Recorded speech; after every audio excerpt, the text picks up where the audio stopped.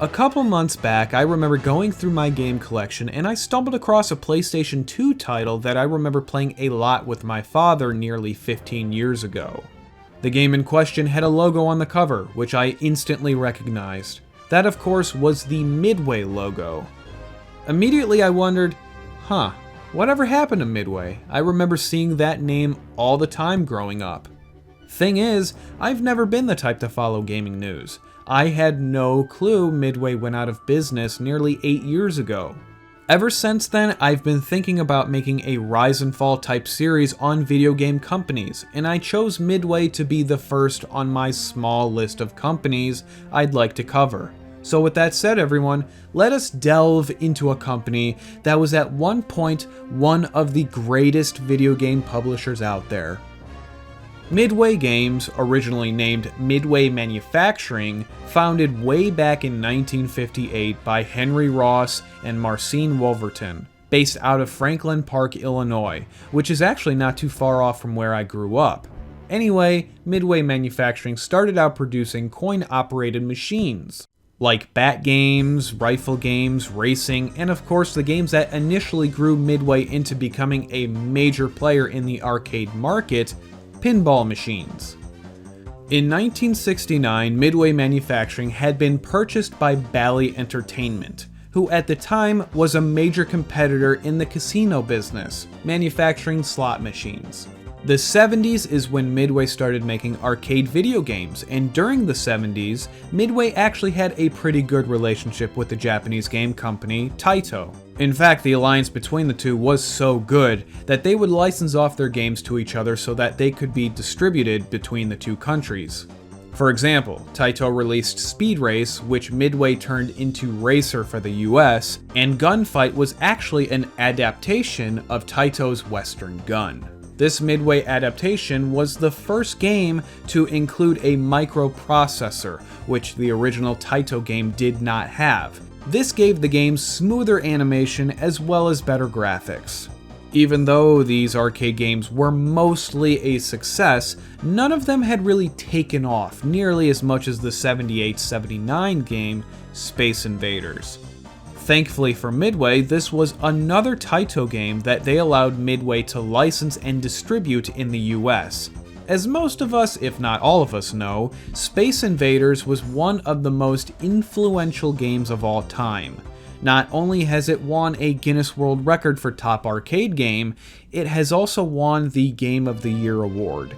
Midway followed up their massive blockbuster hit of Space Invaders by licensing and distributing Namco's Pac-Man in the US. It goes without saying that Pac-Man was another huge success for Midway. Although, there was a bit of an issue. You see, Midway made their own unauthorized sequel to Pac-Man known as Miss Pac-Man in 1981. Namco, well, they weren't too thrilled about this, claiming that Midway did not have the rights to make their own Pac-Man games. What ended up happening in this case is that Namco got the rights to Miss Pac-Man and Midway's other Pac-Man game, ultimately destroying the alliance between the two companies. In 1982, Bally decided to merge its pinball division with Midway to form what was known as the Bally Midway Manufacturing Division. This division released 3 arcade games in '82, one of which was Satan's Hollow. Satan's Hollow was not only an arcade game, but it was also released on the Commodore 64. It was supposed to have come out for both the Atari 8-bit and the Atari 5200, but for whatever reason it never got released. Satan's Hollow was your standard arcade shoot-'em-up, but it was still fun to play, and it had great visuals to boot. One of the other arcade games released at this time was Blueprint. This was also an arcade game which ended up getting a release on home consoles like the Atari 2600, 5200, as well as the Commodore 64. I don't know how well the reception for the game was back then, but I actually really enjoyed the game in its arcade form. There are quite a few negative reviews online for it, but I wonder if that's because the game didn't age all that well for those particular people. I don't know, for '82 I can imagine this being pretty fun to play at the arcades. Interesting side note, Tim and Chris Stamper were two individuals who helped work on Blueprint, among 12 other arcade games. These brothers would then go on to found a very important video game company, that being Rare. The same company who would go on to create the Donkey Kong Country games, 007 GoldenEye, Jet Force Gemini, and many, many more classics. Then the infamous video game crash of '83 came around. Not only did it hurt the home video game console market, but of course it took a drastic negative impact on the arcade market as well. While another very popular company at the time called Williams scaled back its arcade division and only released one game between the years of '85 and '87, titled Joust 2, Midway did not stop making games. Yeah, they weren't anywhere near successful compared to previous games before the crash, but that didn't stop them.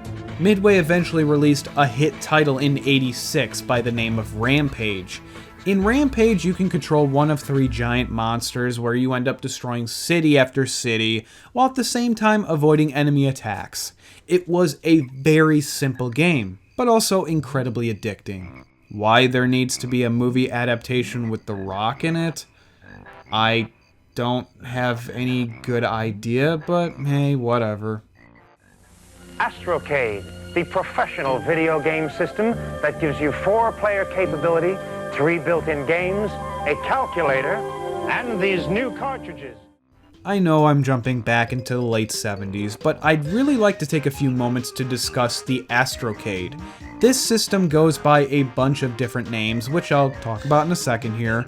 Now, even though this game console doesn't appear to have any indication of Midway branding on it, it technically was still made by Midway.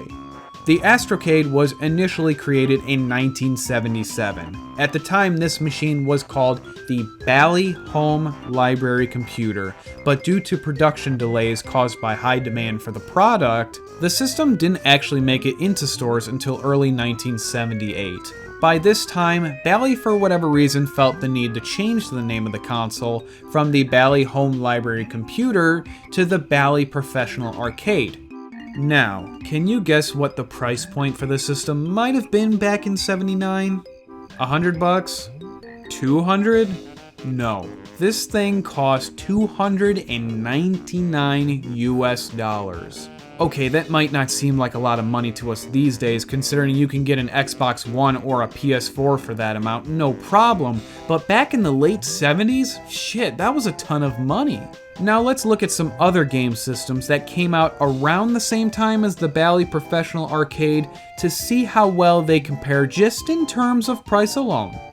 You got the Atari 2600, which was released in '77 for $199.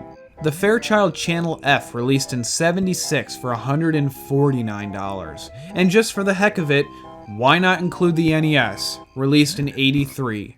The basic NES set, without any games or extras included, was only $89.99. Wow, what a massive difference in price in just a handful of years. But on the bright side, the Bally Arcade does function as a computer since it has a full-size keyboard add-on as well as a basic programming cartridge. In a sense, you were kind of getting your money's worth, since a computer around '78 was a hell of a lot more money than the Astrocade. So hey, take it for what it's worth, I guess. Nevertheless, the Bally Arcade, while very powerful graphically for its time, it didn't sell all that well. It was mostly available at computer shops, electronics stores, and mail order, but even then, retail exposure was very lackluster. And by '79, Bally didn't really feel like supporting the console anymore since not that many people seemed to be all that interested in it compared to the Atari, which was by leaps and bounds more popular at the time. At this point, Bally wanted to sell off their console to another investor to get it off their hands. A company called Astrovision tried to bring in their own console to the gaming market, but ultimately failed. So what Astrovision decided to do next was they purchased the rights to the Bally Pro Arcade in 1980, changing the name for the third time now to the Bally Computer System.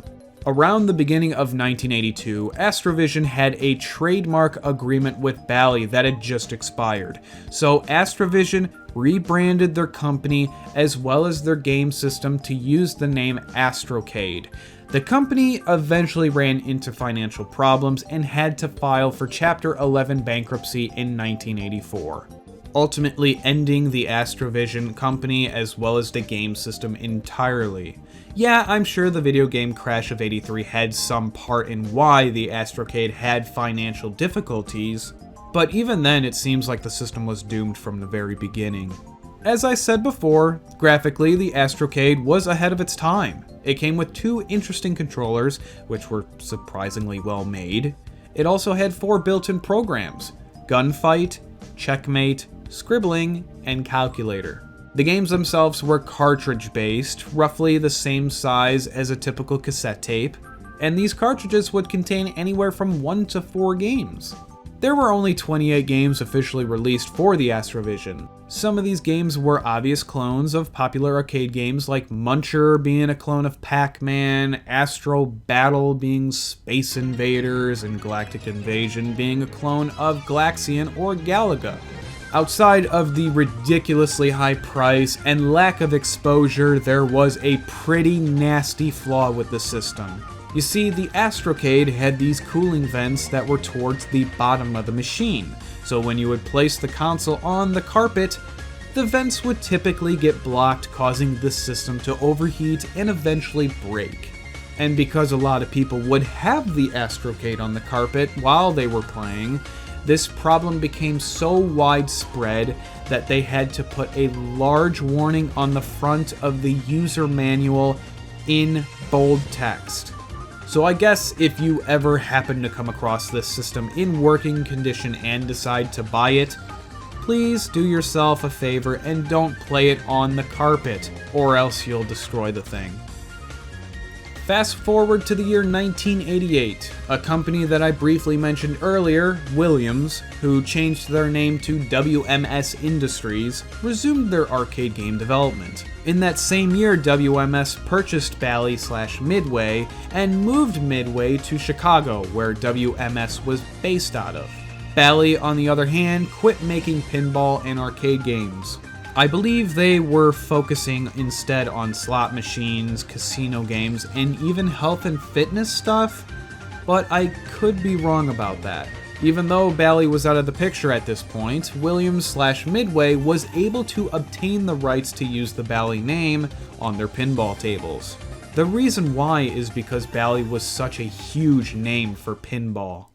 Then, WMS decided to merge Williams, Midway, as well as Bally's pinball division into one. The merger ended up being a massive success, thus resulting in Williams essentially being the king of pinball. Now, what I find interesting about this whole merger thing is that at the start of the whole merger deal, Midway manufactured arcade games using the Bally Midway name. But when they were producing pinball machines, they used the Bally name. And I have no idea why they did that. Anyway, even though Midway hit it big with its massive success of the Addams Family pinball machine in 1992, the pinball market itself was on a pretty steady decline.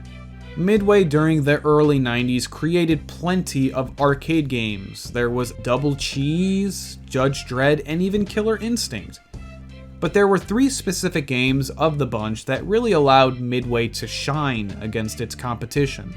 Those 3 games are NBA Jam, Cruisin' USA, and yes, of course, Mortal Kombat. All 3 of these games are wonderful. Even today, they're still a lot of fun to pick up and play. And you know what? I'll be honest, I'm not the biggest Mortal Kombat fan out there.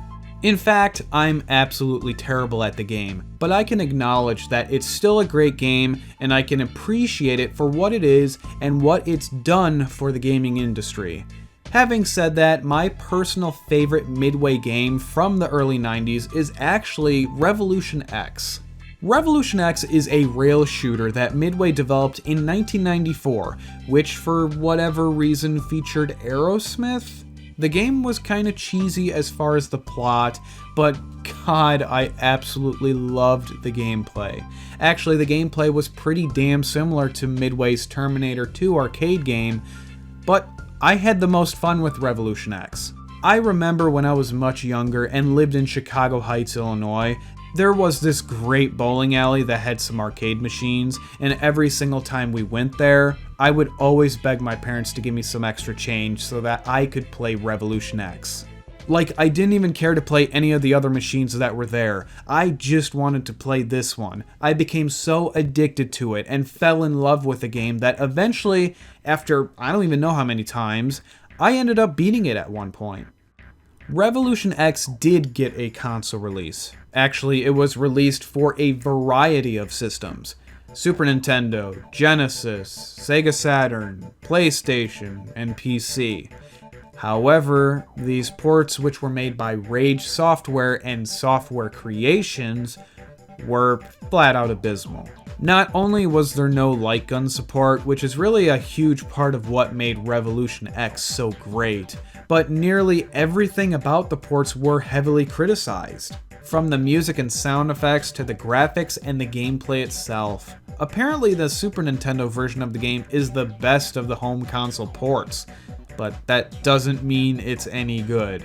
Midway was vastly growing in popularity in the early to mid-90s due to those great games as well as their sequels such as Mortal Kombat 2 and 3, as well as Cruisin' USA's sequel called Cruisin' World.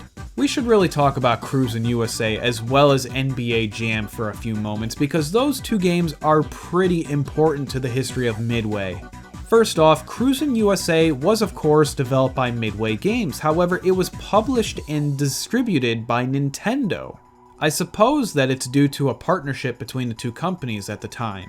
When you play the arcade version of the game, the logo at the start says Nintendo Ultra 64. This logo was placed there to promote the Nintendo 64 game system, which would have came out 2 years after the launch of Cruisin' USA, the arcade game. This partnership with Nintendo allowed Midway the ability to distribute a couple of rare games, including Battletoads, as well as both Killer Instinct 1 and 2 arcade games. Not only that, but the partnership between the two companies continued on the Nintendo 64 once Midway started getting into home console games. As for NBA Jam, well, this one didn't turn out so great. During this time period, most of the games that Midway was making ended up being published by Acclaim. So the problem here is that Acclaim was making more money off NBA Jam than Midway was, which in itself isn't terrible, I guess. However, Acclaim somehow managed to underhandedly take the IP rights to the NBA Jam name. So because of that backhanded move, Midway lost the rights to NBA Jam after they released the second game titled NBA Jam Tournament Edition. So while Acclaim released other NBA Jam games which were nowhere near as good as Midway's versions, Midway produced NBA Hangtime as well as NBA Showtime. While they were both successful games, they probably would be even more so had they have been able to use that NBA Jam name. As a result of this move by Acclaim, the partnership between the two companies was completely over with. For a couple years, Williams released some games while using the Williams brand. By the end of '96, Williams decided to make a change.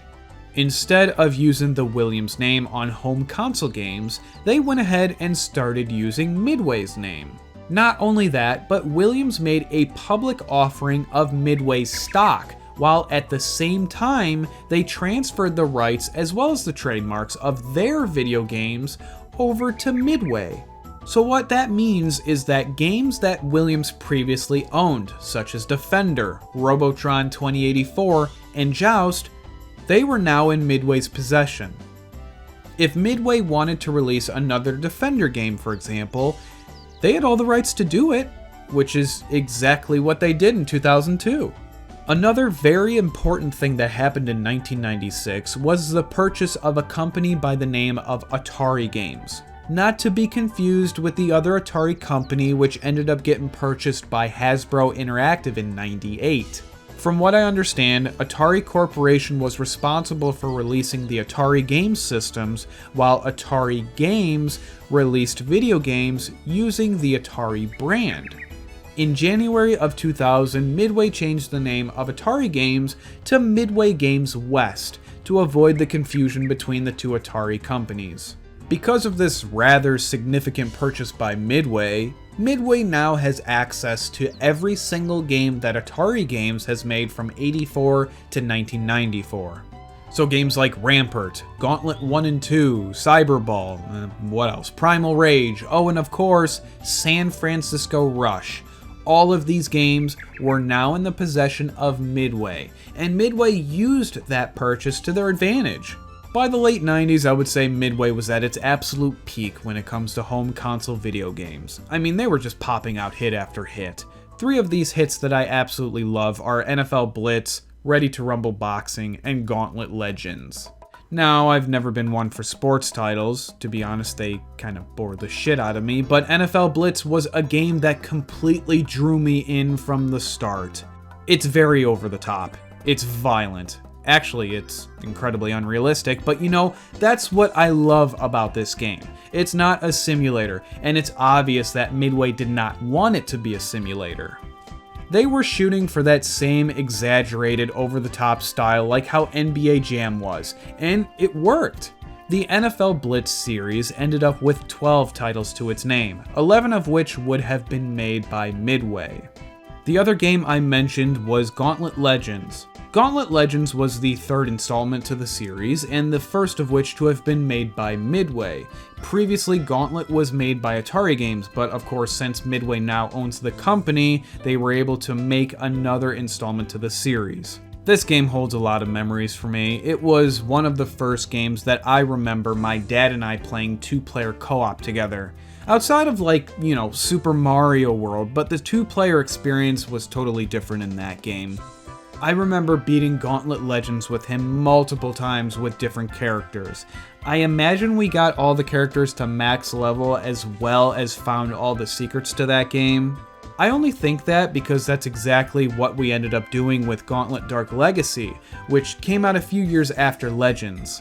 Like I said, Midway was doing an amazing job in the late 90s with home console gaming, especially with the Nintendo 64. Not only were sales high, but Midway was producing some quality exclusives for the system.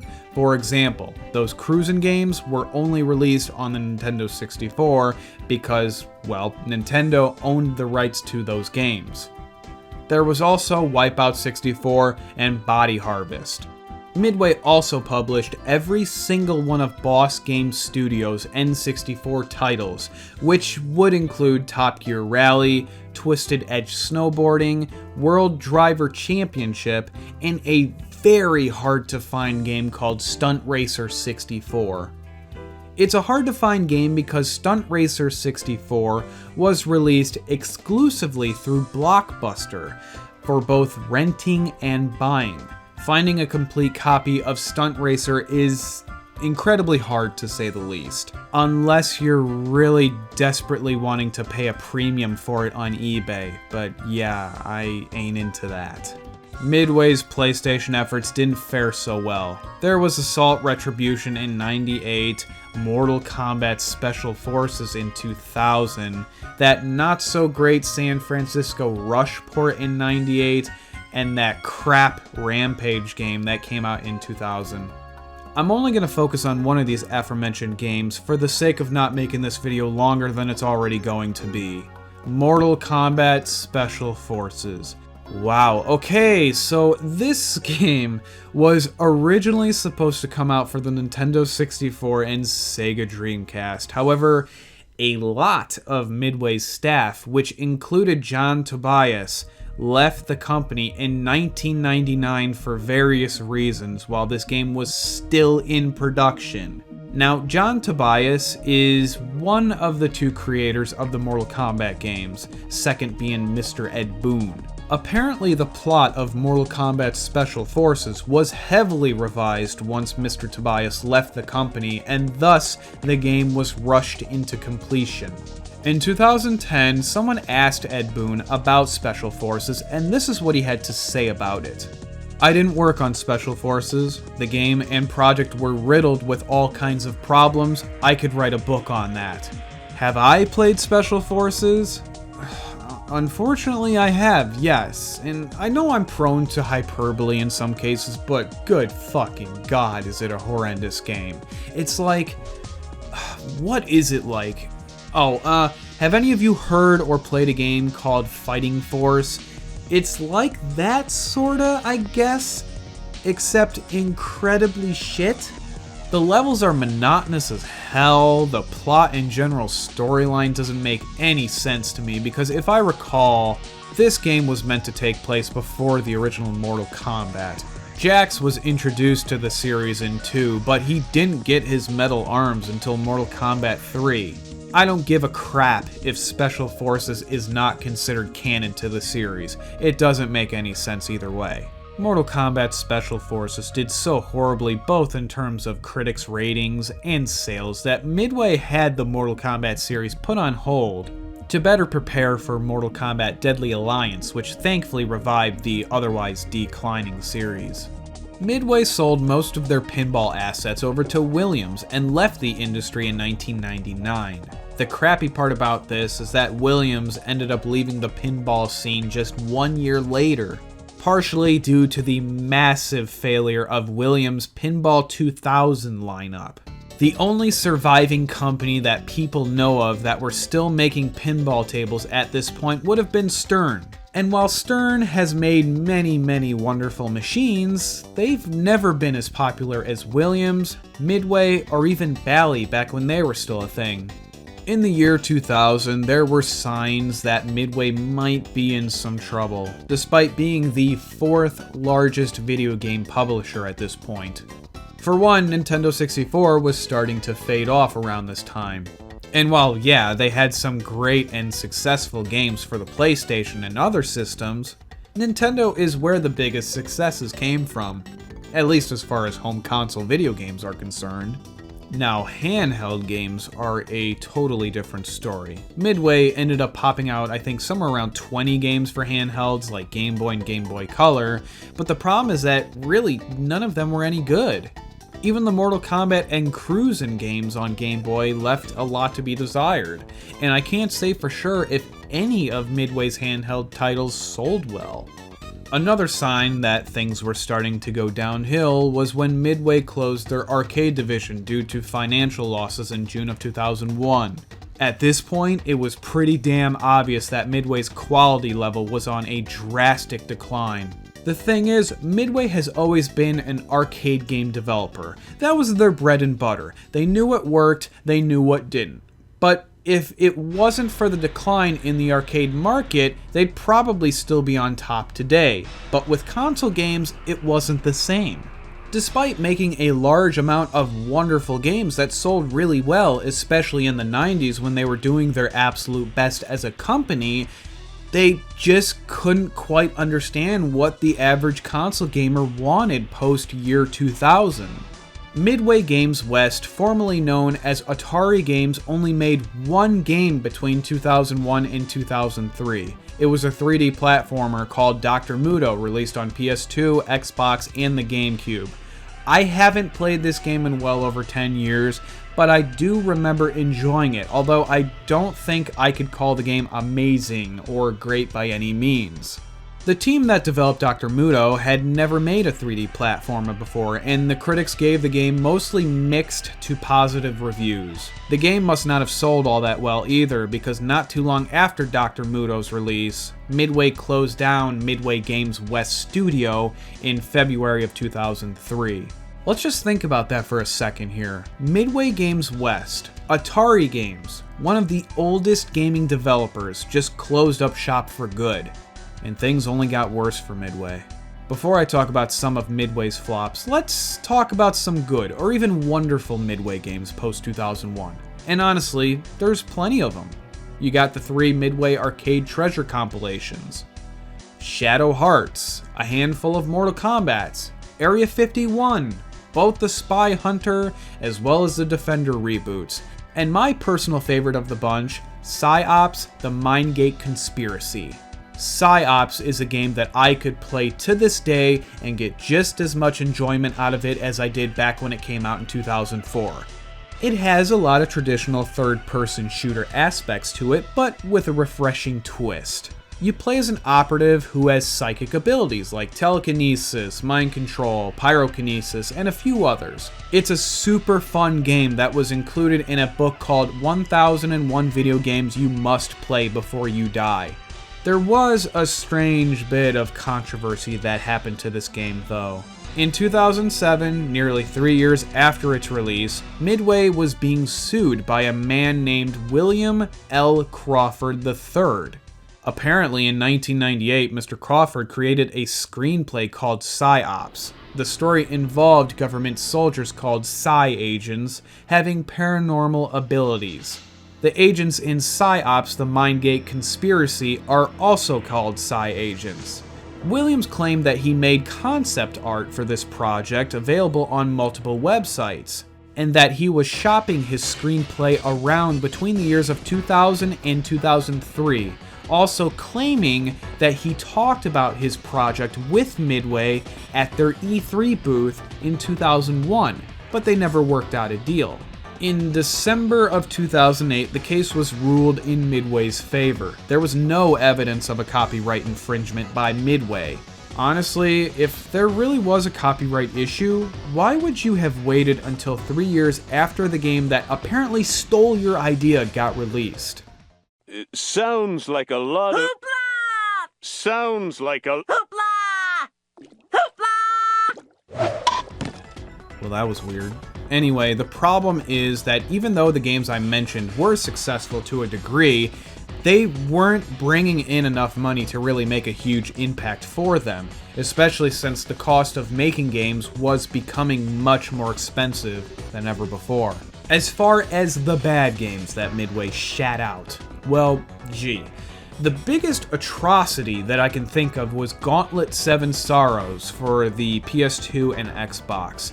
Wow, did this game piss me off. Visually it looks nice, and the combat is a little bit different now since you can perform combos, but that's really it. The game only took me like 3 or 4 hours to beat, coming from Dark Legacies where the game easily takes like 30 plus hours if you're actually trying to unlock and 100% complete it.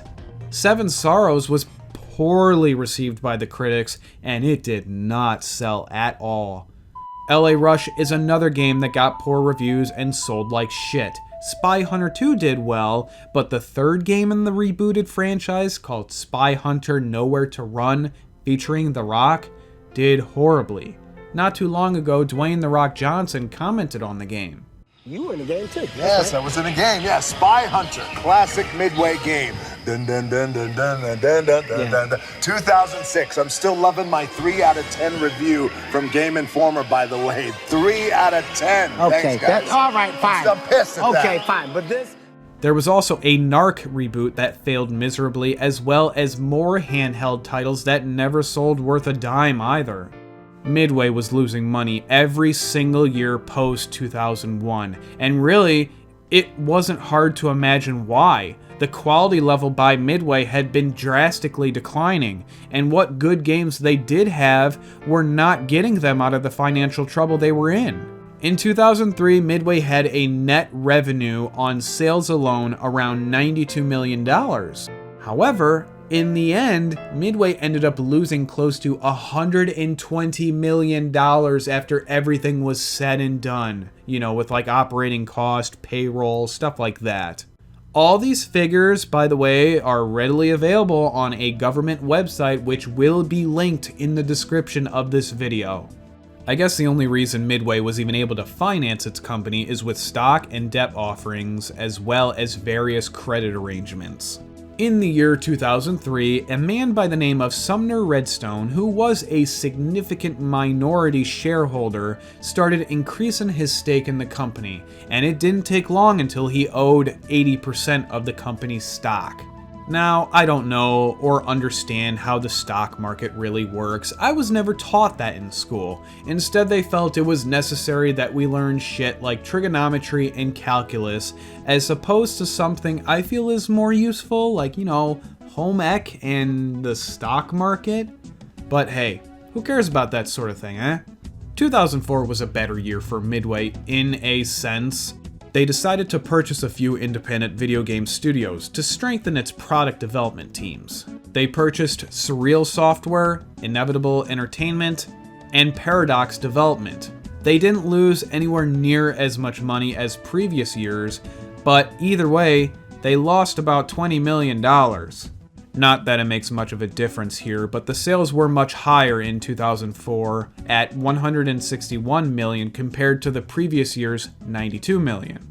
In 2005, Midway purchased yet another game studio in August by the name of Ratbag Games. In December of that same year, Midway closed down the studio, leaving the employees who worked there without a job. Why?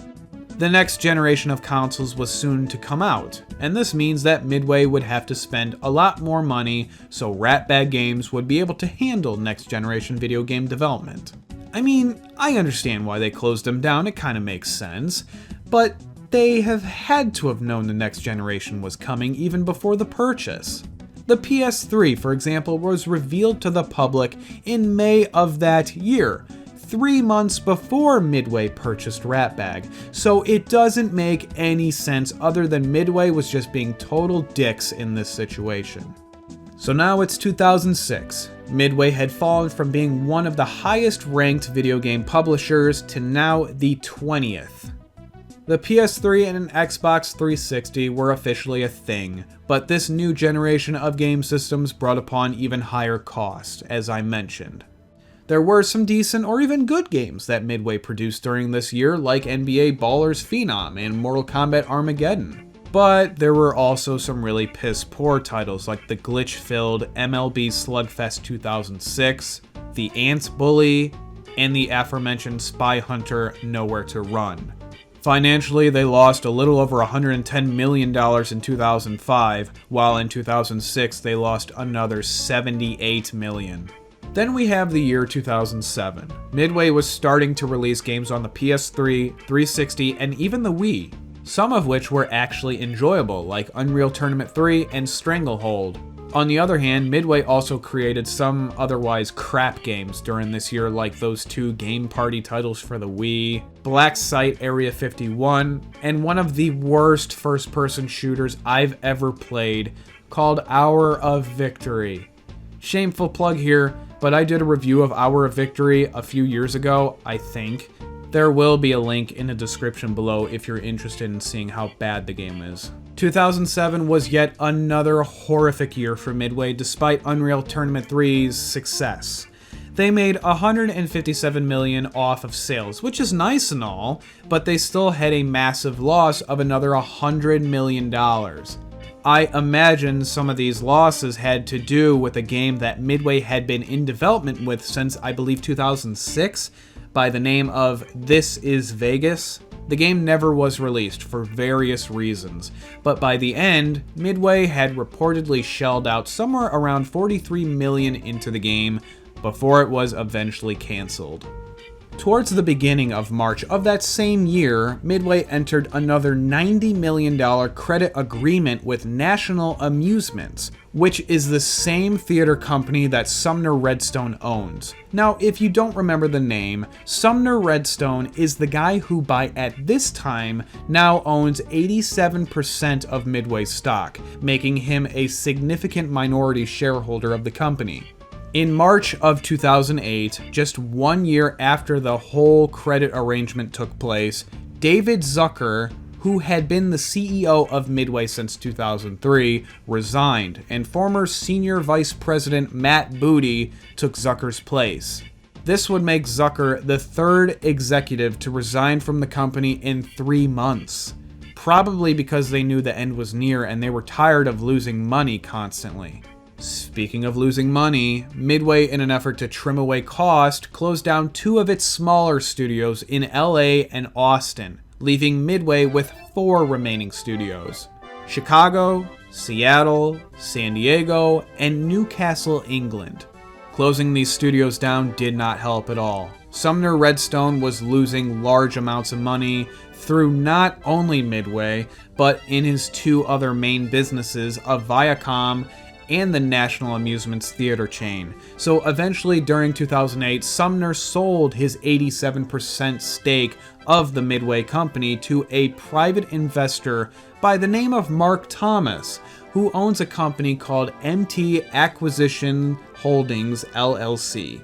Apparently, Mr. Redstone sold his shares of the company for around $100,000, which raised more than just a few eyebrows, not only due to the ridiculously low selling price, but also due to the fact that Mark received $70 million of Midway's debt that was owed to Mr. Redstone.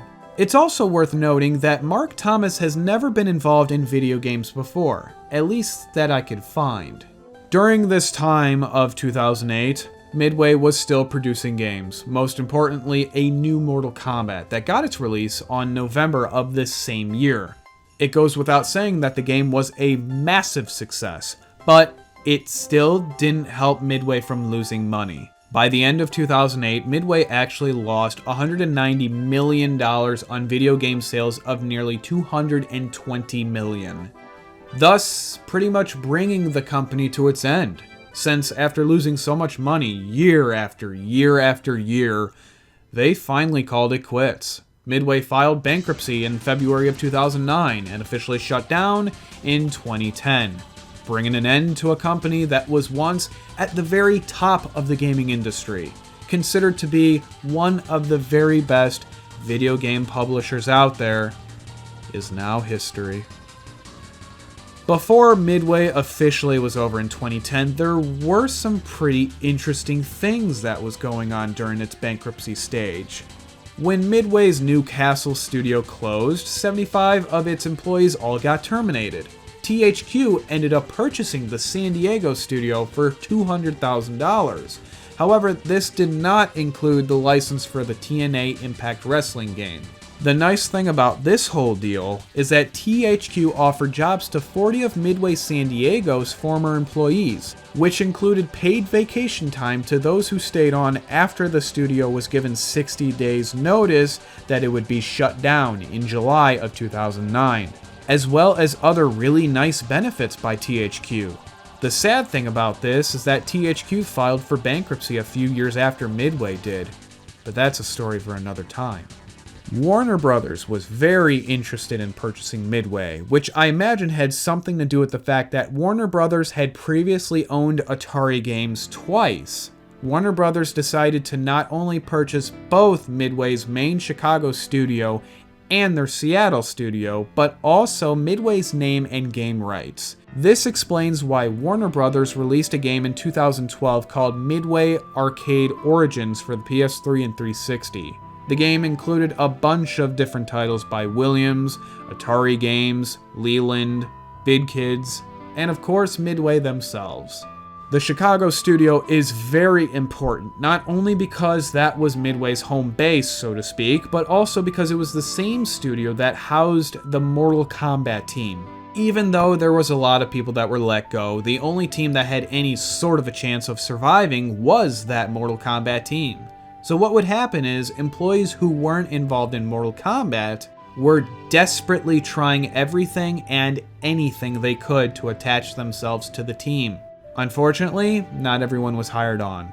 Warner Brothers ended up converting that Chicago-based studio into what we now know as NetherRealm Studios.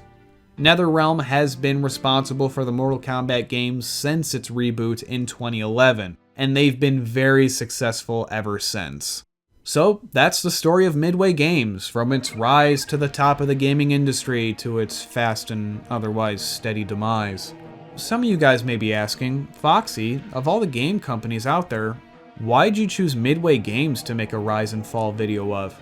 The answer is very simple.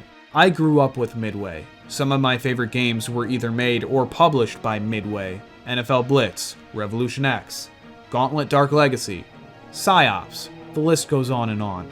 Could I have picked another company like THQ, Acclaim, or even Rare? Of course I could have, but Midway has a special place in my heart. Unfortunately, guys, this is going to bring our little adventure to a close. As always, I want to thank you all very much for watching. Even though I think this is like my longest video on this channel, and one of the most time-consuming to make, I had a lot of fun making this. It was a bit challenging at times, but I still had a great time with it. Take care, everyone, and I'll see you next time.